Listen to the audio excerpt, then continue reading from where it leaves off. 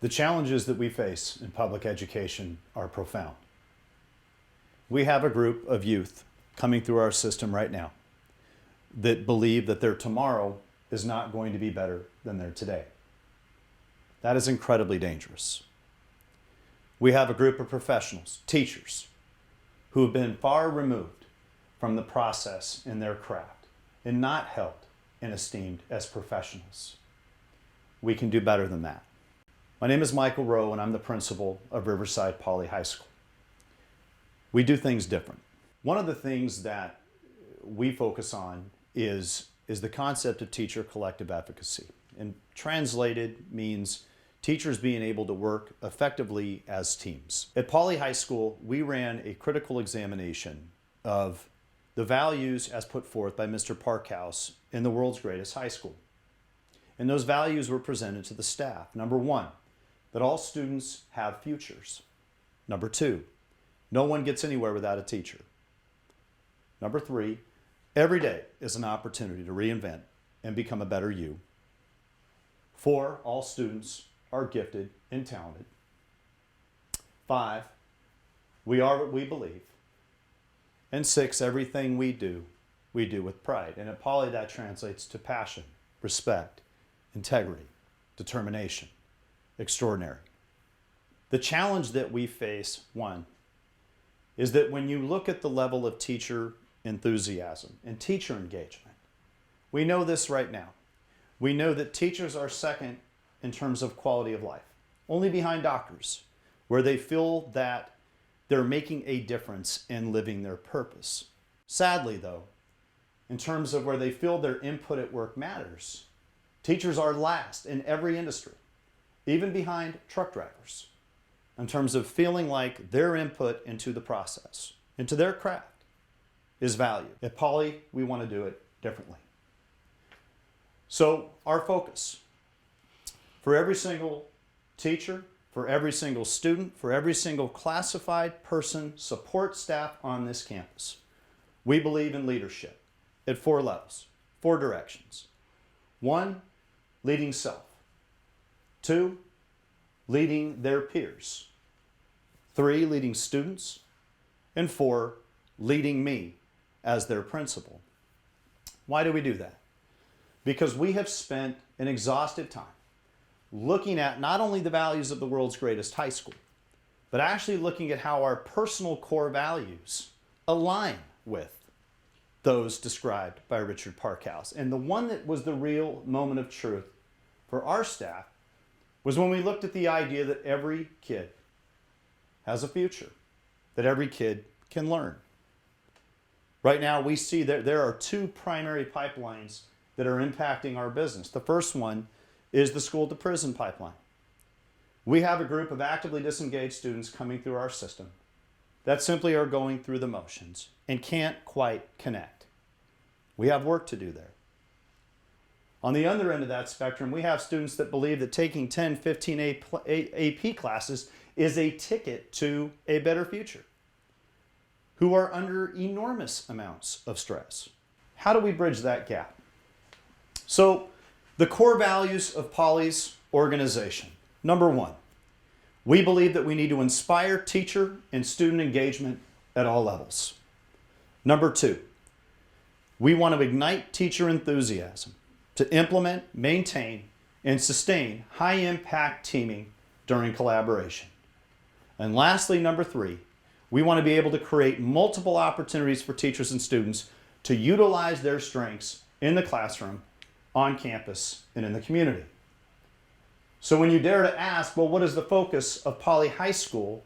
The answer is quite clear.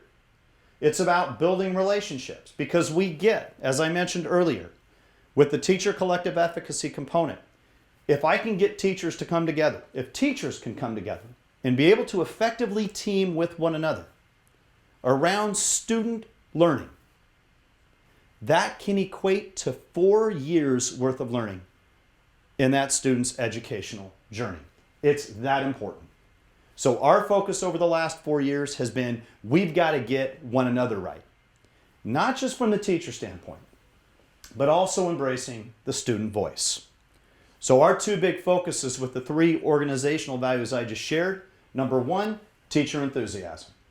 The more excited a teacher is, the more risks a teacher is willing to take.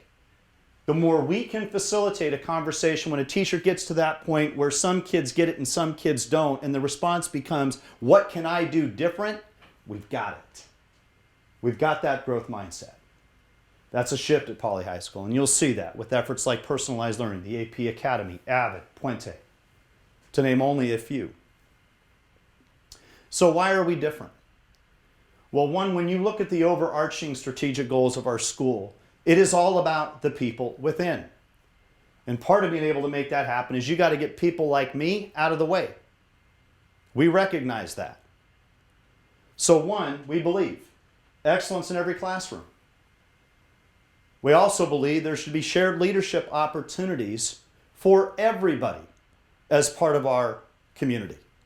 We didn't need LCAP to guide that conversation. We knew the best thing to do was to be able to hold the people within our organization as professionals and be able to hold up the mirror. What is it that we need to do to help these kids, to help one another get better at the business that we do? And third and finally, we believe that by creating a system and structures that support organizational capacity and problem solving, we can grow our teacher leaders and student leaders from the inside out and literally hand over the decision making of the school to them. So what does that look like and what are the implications? Most high schools that you go to have a very traditional model, and I would even argue at the district level it's very traditional. But in most places at the site level, you have the principal, the assistant principal, the department leads, and everything begins to run downhill.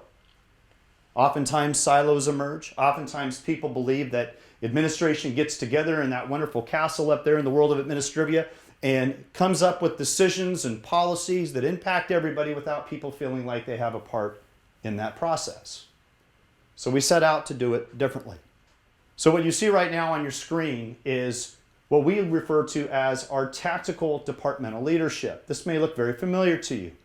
Here we have our traditional core areas: math, English, social science, visual arts, performing arts, foreign language, special education, PE, CTE. What we wanted to do to expand the envelope and give it more of a global perspective is we wanted to use WASC in a relevant way. So two additional teams were formed. The first one was the strategic team, and let me explain. The strategic team, when you look at the graphic on your screen right now, you will see is made up of the curriculum, instruction, and assessment arm of WASC. And when you look at the makeup of the strategic team, you will realize that they are now in there with some of our specialized programs. For example, Avid, Puente, our academic English learners, our AP Academy, our CTE specialized opportunities for kids. And why we felt that was important is because oftentimes when you are talking about the instructional programs of your site, one of the most frustrating things is when you have somebody who wants to come in the room and they want to keep the conversation around gum chewing and dress code. And while I'm not opposed to having those conversations, what I do want to suggest is that there is a time and place to have that conversation. It clearly is not when we're talking about the instructional delivery that we're giving our students. The next team is the global team. And the global team is made up of the vision organization arm of WASC in addition to culture and student supports. So here's where we get creative. And here's where, when you look at the overall scheme of our organization, literally in one swift movement, we were able to take 8% of the staff who's in a formalized leadership decision-making role and increase that to almost half the staff. That fast. Why is that important? Well, look at the makeup of the global team. Here at Poly High School, we don't believe in just giving lip service to the fact that students have a voice at this school. We actually have a structure in place to support that. They've got a clean line to me as their principal so that they can lead up and help me understand the things that I can do to support their needs in the classroom as well as their level of well-being. So what does the makeup of the global team look like?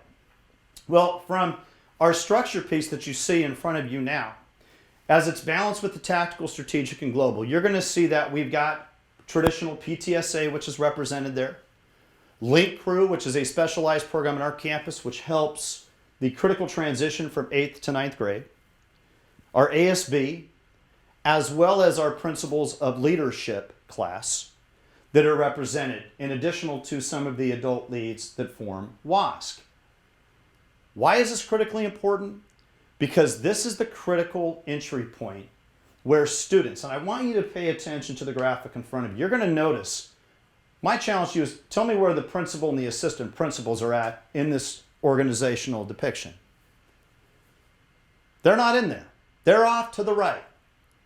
Our job is to be able to create the system of supports that when teachers and students come and say, these are the things that we need to take this thing forward, we're there to provide that support. And we're there to provide the context for this place ultimately to become a self-cleaning oven, such that any problem that we face, whether it's a curriculum, instruction, assessment, vision, mission, culture, whatever it may be, I'm able to take that ball and instantly throw that into the organization. And I've got the right people in the right place at the right time. In most places, the principal will always default to the department leads for everything. And inadvertently, when that happens, if there's some of those department leads don't necessarily get that message out into the trenches, especially at a staff of our size, again, you have the birth of silos. People not feeling like they had a natural role in the organization to vet the important decisions. So for example, personalized learning. Here at Poly High School, where we have more than 50% of the staff in a short 2 years who was bought in. That had nothing to do with administration. We simply got up in front of the staff and we said we have a moral imperative in front of us. We have students that are 3, 4 years behind grade level in our classroom. We have students that 6 weeks into your course have already mastered the content in your course. And what do? We lock them up. We keep them in there the full year. That just doesn't make sense. Heck, that borders on the ridiculous. So how can we create an educational delivery model where we can remediate where we need to remediate, intervene where we need to intervene, and actually give students who can accelerate at a quicker level, give them the opportunity to do that? That's the future. That's the future. That didn't come from us. That ball was thrown to the strategic team. What do you think? If Google can do what you do, what does that mean for learning? What implications does that mean for teaching? So now, when you look at the principal's cabinet, we have members from every student group on campus who once a month get together with me and lead up. Share with me their concerns. Share with me the things that they believe our students and our staff need. Folks from Link Crew, Avid, Puente, our Spotlight newspaper, our student advisory, our ASB, our Harvard Making Caring Common, Social Justice Council, the Superintendent's Advisory. This place is a mecca for student voice. And guess what? For people coming in on the outside, sometimes that looks messy. When they look at our organization, they see, wow, you've got all of these multiple things going on at the same time. How do you monitor that? I don't. It's not my role. When you're trying to grow leaders in the trenches, you've absolutely got to get out of their way. You provide structure, that limits them. You provide a mirror, and you say, where can we go? You facilitate that growth mindset. Is it messy for folks? Absolutely. Absolutely it's messy. But we have people that are taking risks instructionally, at the relational level, to be able to connect with kids, to get them to connect with their educational experience. So that when they leave Poly High School, it's not just about what they can get from Poly. It's about what they can leave behind in terms of their legacy. We are different.